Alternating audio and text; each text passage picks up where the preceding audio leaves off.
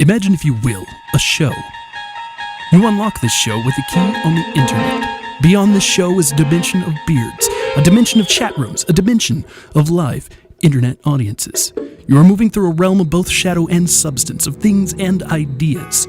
You've just crossed over into the Jupiter at Night Zone.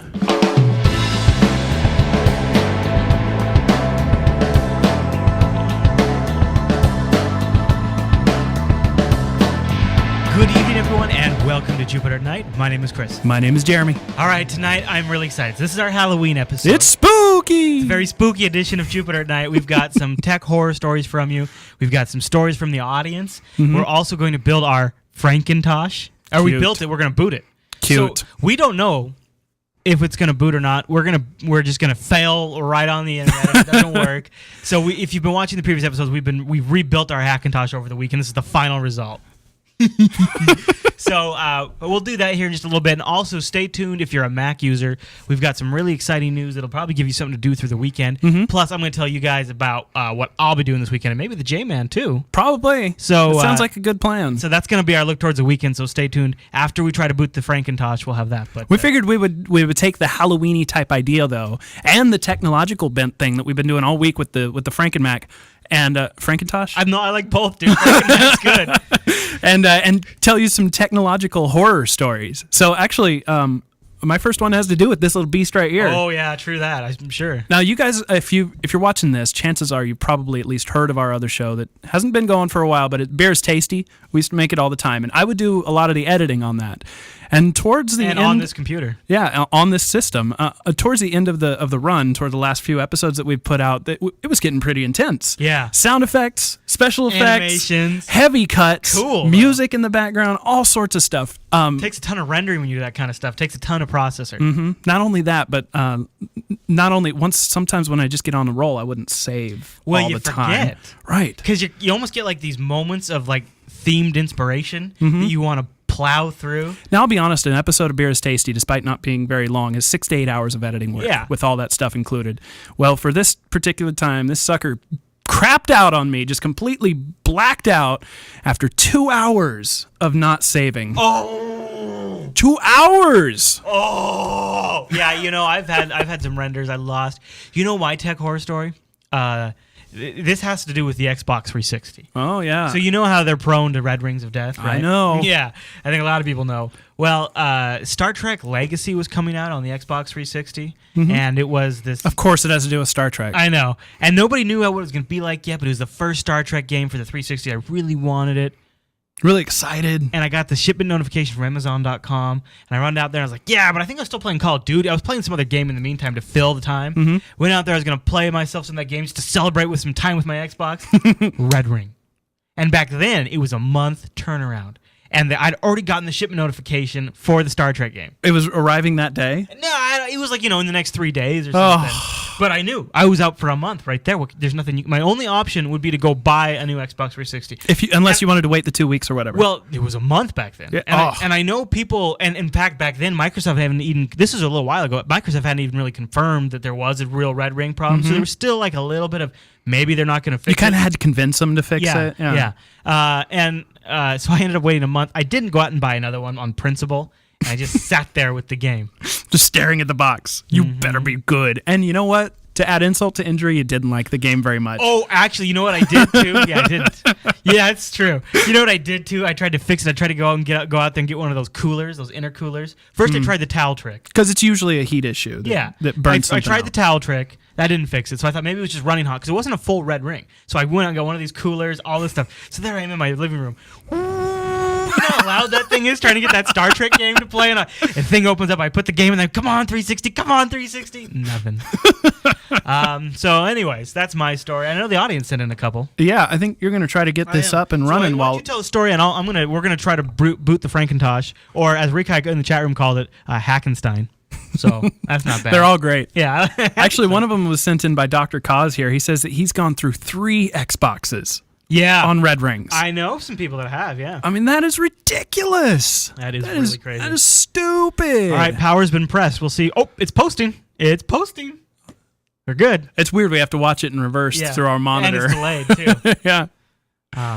Oh, the other one was sent in by Hendershot here. I'm just going to read this while this boots up. You guys can interrupt me if it does something amazing.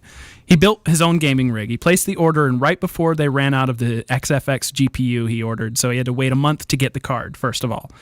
Then, the day he gets it, it took him 2 hours to install because his top PCI slot was bad. Oh, no. So, on the same day, he had to leave the state for a month to go visit his in-laws. No gaming for 2 months because of that delay. Oh, it sucks. As if that's not enough, he gets home, and a few months have gone by. He has a suspicion that the CPU fan on the thing was installed backwards, so it was blowing instead of sucking. Oh, yeah. So he goes to try and replace it, and then he finds out that he put too much grease, too much thermal grease on the CPU, and it spilled over, and it actually cemented. It booted! Yeah, dude! All right, now that's not been impossible before. No. That has worked. Now it just seems to crash randomly.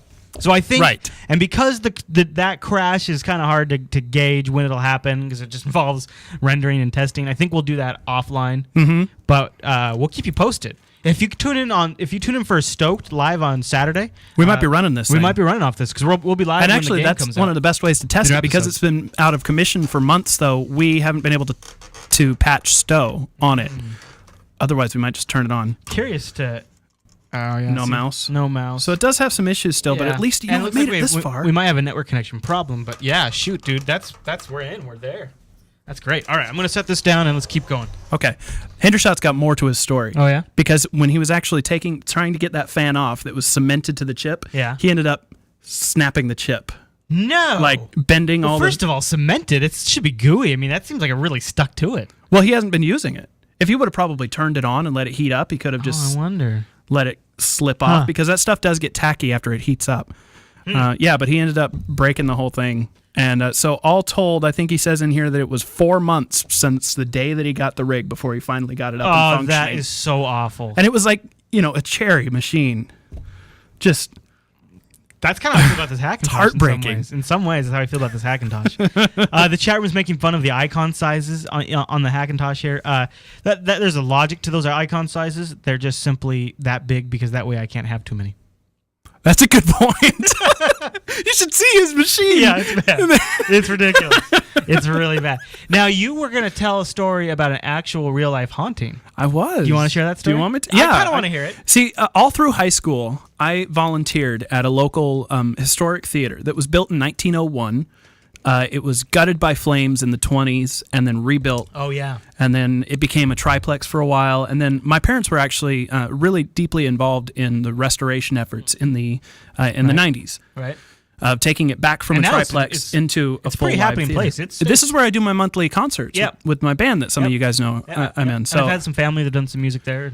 Yeah, so all through high school, though, I mean, I've been around the theater for a while. I volunteered there, and there are many, many moments where I know I was alone in the building, and something would happen. Either a light would turn on or turn off, or I'd hear footsteps. And this building's about how old again? The building itself was built in 1901. Okay. Oh. The only original structure remaining from that is 3 of the outer walls. Everything else was gutted by flame in the 20s. Right. But a huge portion of the building is there still from the 20s. So even that's pretty old. I mean, maybe not some people that live in Europe where they've got buildings that are like 3 billion years old or whatever. It's old for around here, though. Yeah, it is. Especially in our neck of the woods. Mm-hmm. Because it's only been settled for like 200 years. So you think there was a ghost in there flipping lights on and stuff? Absolutely. Really? We still run into it on occasion. There was actually... Have you seen a ghost? Not with my own eyes, but my dad insists What that he about, has. like, I hear, like, if there's a ghost there, like, if you watch Ghost Hunters and stuff, like, cold breeze comes in. Well, yeah, this building was actually featured on an A&E show. I think it was called Ghostly Encounters. Yeah. And, they brought in a psychic and they... To the place? To the building, theater? yeah. Oh, okay. It had a whole episode Did she about sense the ghost? Absolutely. She actually sensed 3 ghosts. Oh, really? And now some people that have seen the ghost at this theater insist that it looks If I was a psychic, I'd go for the gold, too. I'd be like, no, there's 3 ghosts. There's 3 of them. There's not one ghost. Why not? Because who's going to be like, no, only one ghost. Who's going to say that? Nobody's going to say that. Or, That's a sure with bet. the cameras there and everything. That's a sure bet. No, there's not a damn thing here. Yeah. Turn off the cameras. Sorry, This is you a guys waste are crazy. of time. Yeah. Call me. Actually, my brother was knocked down by a door that just opened on him as he was trying to walk through it. Like he was opening the door, and it was about like that Was he far drunk? open. No, I don't think so. and then the door slammed back on him right as he was stepping through it and knocked him backwards. Like somebody pushed it. Like somebody pushed it shut. I don't like that, dude. That makes me scared. Are you ever going to come see my shows? No, I'm scared. Or if I do, I'll bring the camera. Ha! Jupiter Night episode for sure. Right? All right, so coming up this weekend, we like to look forward to the weekend usually. Mm-hmm. Especially on the Thursdays are for. Yeah. And, of course, I'm looking forward to the weekend by Monday. We don't even have an episode anymore on Monday. So, I mean, I really look forward to the weekend. But by Thursday, it's within reach. And I am super excited because this week, the Back to the Future Blu-ray set came out. And I... Now, this was also out in theaters recently, all across the... I guess so. And how did I not know about this? I don't think it came to our neck of the woods. It was to celebrate, like, the anniversary or something, right? Well, that's the 25th anniversary. That's what the Blu-ray is for, too. Yeah, and it's actually got a pretty good buzz. They say it's not like a perfect transfer, but they went through a new digital remastering process that's really supposed to be respectful of the source material, but really pull the colors out, and like the clarity of the picture is supposed to be fantastic. There's also just an S-ton of extra features. And that's what I'm really I know, right? Because it's like I love these movies, but now totally new content about them. And yes, please. Old movies, like this is 25-year-old film, the first of them. Movies that old didn't make a lot of behind-the-scenes specials. They didn't hype themselves with that 20-minute preview in front of the movies. They didn't really have a capacity to deliver to the home audience. Right. And so seeing this kind of behind the stuff from these movies from our childhood is really a unique experience that you don't really frequently get to experience. I totally agree. And actually, that's one of the things I've loved about a lot of the Blu-ray releases is some of them are crap. But some of them actually really bring something new to something that's an old favorite. One of the neatest things I think that's going to be on here is apparently a deleted scene starring the guy that played Marty McFly before Michael J. Fox came on. The guy that they had in testing, and I guess it didn't work out or whatever. Yeah, it was like it wasn't an official shot or anything. Like a screen test, basically. Yeah, a screen test, yep. Oh, man, Back to the Future 2, though. Just amazing. Yeah. They talk about some of the, one of the things they talk about is in Back to the Future. Eric Stoltz, thank you, Cat in the Engine. In Back to the Future, they really pioneered. And I guess I never really thought about it. They really, really pioneered the two same actor on the screen at the same time. Yeah. They pioneered like using motion capture cameras to take the same shot and get it exactly the same movement every time. That's really a kind of a groundbreaking thing that is now just so widely used. Now you'll see it used on like sci-fi originals or and crappy stuff like podcasts. Yeah.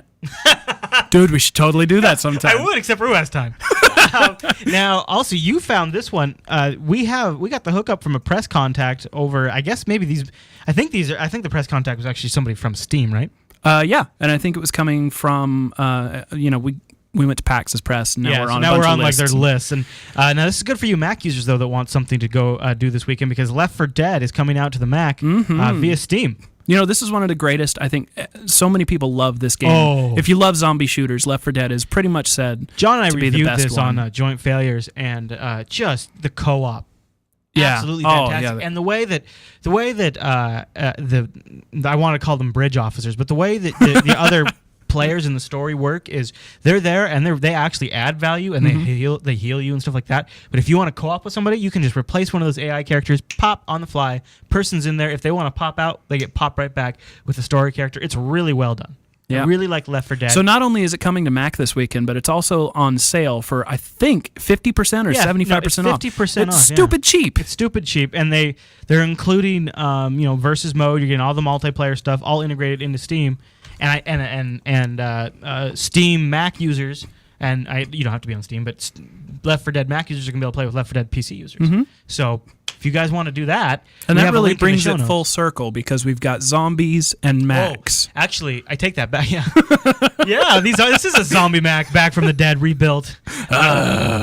It will steal our brains. You know what? The link in the show notes over at jupiterbroadcasting.com for Left 4 Dead doesn't take you to the Steam page because this isn't out on Steam. It's not up yet. They sent the press announcement and they haven't put it on their site yet. So this is going to be coming. It'll probably show up in Steam, I would imagine, on Friday or Saturday. Yeah. So check around in Steam, just search for Left 4 Dead. But we have a link that has more information if you'd like to check the show notes for that, including some of the horror stories if you wanted to reread one of those. Yeah. And a link to the Back to the Future Blu-ray if you want to buy it. If you want to buy it. So all right. Okay, everyone. Well, that's a great way to take us into the weekend. I think so. That's a couple of. We got the Hackintosh to play with. We got the Back to the Future. You got the Left 4 Dead. That's a pretty good weekend, I gotta say. I'm done. And we got the Stowe new episode. This was a success. I agree, sir. Tell your friends. and then go hide your kids, hide your wife. All right, everyone. Thanks so much for watching this entire week of Jupiter at Night, and we'll see you back here Tuesday night.